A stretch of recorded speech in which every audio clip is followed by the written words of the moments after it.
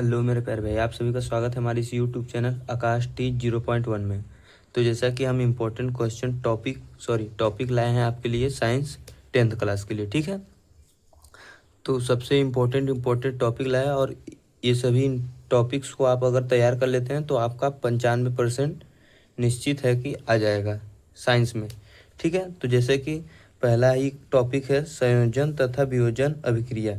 तो ये सभी इम्पोर्टेंट लिए हैं, ठीक है। इन सभी को तैयार आपको करना है। ये सभी में देखिए ऑब्जेक्टिव या 2 नंबर 3 नंबर के क्वेश्चन आपसे जरूर पूछता है। तो पहला संयोजन तथा वियोजन अभिक्रिया है और दूसरा उष्मा शोषी तथा उष्मा क्षेपी अभिक्रिया है, ठीक है। ये सभी केमिस्ट्री से है, यानी कि आपका रसायन विज्ञान से, ठीक है। तो उष्मा शोषी तथा उष्मा क्षेपी है। फिर तीसरा नंबर रासायनिक समीकरण को संतुलित करना है। तो ये बहुत ही मोस्ट इम्पोर्टेंट है, ठीक है। मोस्ट इम्पोर्टेंट है ये, जो कि आपको संतुलित करने के लिए जरूर क्वेश्चन देता है। और फिर चौथे नंबर पर रिडक्शन अभिक्रिया, ठीक है। रिडक्शन अभिक्रिया ये भी इम्पोर्टेंट है।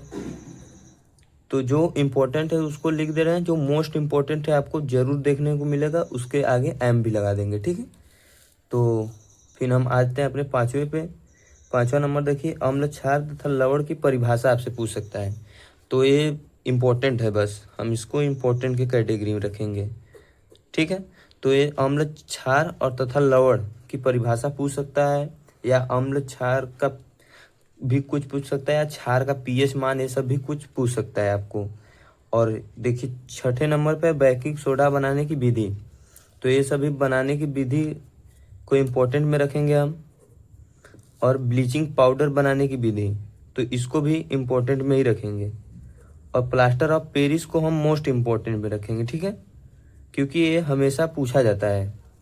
आप प्रीवियस ईयर पेपर का जब क्वेश्चन करेंगे तो आप देखेंगे प्लास्टर ऑफ पेरिस अधिक बार पूछा गया है इन सभी के मामले में, ठीक है।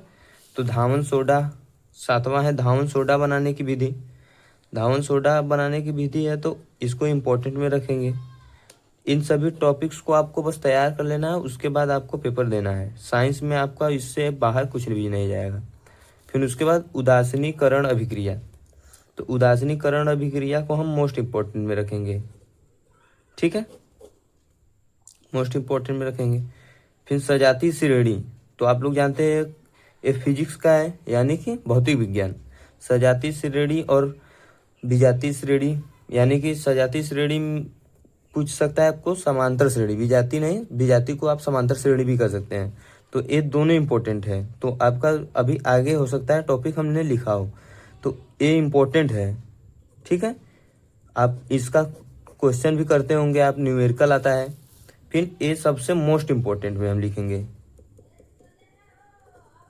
क्योंकि ये हमेशा पूछा था। आईयूपीएसी नामकरण कुछ न कुछ जरूर क्वेश्चन आपके एग्जाम में देखने को मिलेगा। 2 नंबर 3 नंबर 4 नंबर तक का भी क्वेश्चन आ जाता है आईयूपीएसी नामकरण से।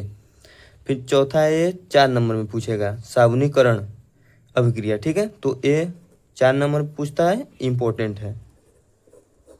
उसके बाद मानव पोषण और पाचन तंत्र, इसको भी इम्पोर्टेंट में रखेंगे। और उत्सर्जन तंत्र, इसको भी, सॉरी दिख नहीं रहा है, थोड़ा सा आगे बढ़ा लेते हैं, इसको भी इम्पोर्टेंट में रखेंगे। अलैंगिक जनन, इसको तैयार अगर कर लेते हैं आप लोग तो 4 नंबर में जरूर पूछेगा, ठीक है। इसको अगर तैयार कर लेते हैं तो आए क्वेश्चन या ना आए एग्जाम में वो बात की बात है, लेकिन इम्पोर्टेंट में हम रखेंगे, ठीक है। उसके बाद हम कुछ इधर टॉपिक्स को लिखे हैं।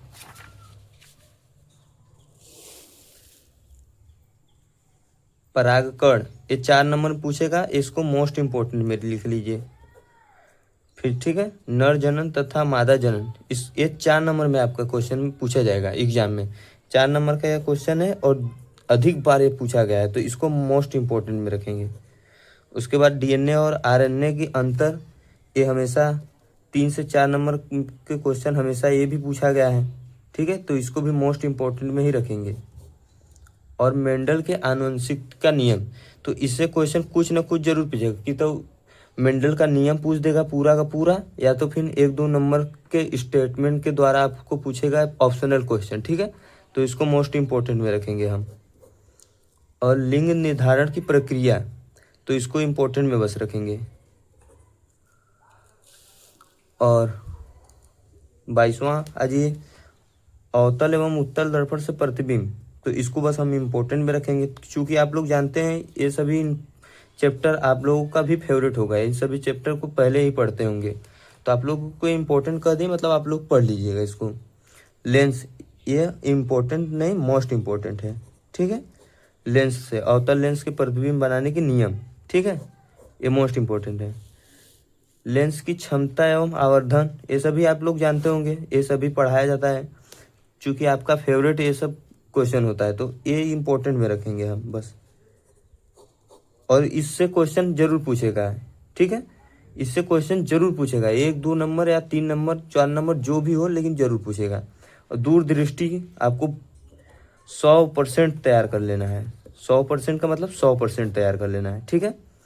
फिर विद्युत धारा का परिचय, विद्युत धारा का परिचय को बस हम इम्पोर्टेंट में रखेंगे। उसके बाद ओम का नियम आता है। ओम का नियम तो आप लोगों का सबका फेवरेट होगा, और इसको 100% ये आपको पूरा का पूरा याद कर लेना है। और ये 4 नंबर में क्वेश्चन जरूर पूछता है, 4 नंबर में पूछेगा, क्योंकि पूरा स्टेटमेंट पूछ सकता है, या तो पूरा का पूरा आपको नियम पूछेगा, नहीं तो आपसे इस पे तो न्यूमेरिकल जरूर आएगा, 1 या 2, ठीक है। फिर विद्युत प्रतिरोध आता है, तो इसको हम इम्पोर्टेंट में रखेंगे। देखिए, फिर श्रेणी क्रम संयोजन, यहाँ पे देखिए समांतर क्रम संयोजन था, ठीक है, सजातीय श्रेणी था, यहाँ पे समांतर क्रम संयोजन है, ठीक है। कहाँ गया समांतर क्रम संयोजन, तो यहाँ पे समांतर क्रम संयोजन है, तो इसी को हम बता रहे थे, इसको हम बता रहे थे। तो यहाँ पे श्रेणी क्रम संयोजन भी इम्पोर्टेंट है, हम पहले ही यहाँ पे चले गए। और विद्युत बल रेखाएं, ये मोस्ट इम्पोर्टेंट है, ये जरूर पूछेगा आपको, ठीक है। फ्लेमिंग के बाएं हाथ और दाएं हाथ का नियम, ये पूछे जाए ना पूछे, इसको हम बस इम्पोर्टेंट में रखेंगे, ठीक है। लेकिन आप लोग को 100% मैक्सवेल का नियम याद कर लेना है, ठीक है, पेच नियम, ये मोस्ट इम्पोर्टेंट में है। बस आपको यही इतना टॉपिक्स को पूरा का पूरा अगर आप तैयार कर लेते हैं, तो आपके एग्जाम में कोई भी कुछ क्वेश्चन बाहर नहीं जाएगा। और हम धीरे धीरे करके हम सारा वीडियो इन सभी टॉपिक्स पे अपलोड कर देंगे अपने यूट्यूब चैनल पे, तो आप लोग सब्सक्राइब कर लीजिएगा बस अपने एग्जाम तक, ठीक है। धन्यवाद।